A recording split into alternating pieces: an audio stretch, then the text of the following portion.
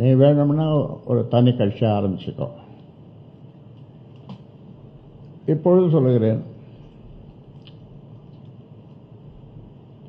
நீ ஒரு தனி கட்சி ஆரம்பிச்சுக்கோ. அவர் தனியாக ஒரு கட்சி ஆரம்பித்துக் கொள்ளலாம். இதை என்ன திடீர்னு சொல்கிறீங்களே அப்படின்னு நீங்கள் கேட்கலாம்.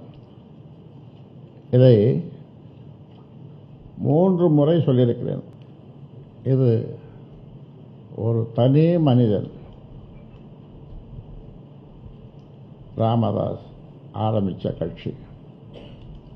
அதனால் இதில் உரிமை கொண்டாட யாருக்கும்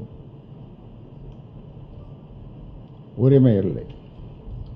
அது பிள்ளையாக இருந்தாலும் அல்லது மற்றவர்களாக இருந்தாலும் இது உரிமை கொண்டாட முடியாது.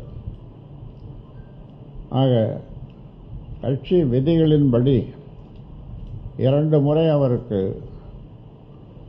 கடிதங்கள் அனுப்பிய ஒழுங்கு நடவடிக்கை குழு 2 முறை கூடி விவாதித்தது. எந்த பதிலும் அனுப்பவில்லை. கடிதத்தை மட்டும் வாங்கிக் கொண்டார்கள். ஆனால் பதில் எதுவும் சொல்லவில்லை, அனுப்பவில்லை, நேரிலும் வரவில்லை, தொலைபேசியிலும் பேசவில்லை.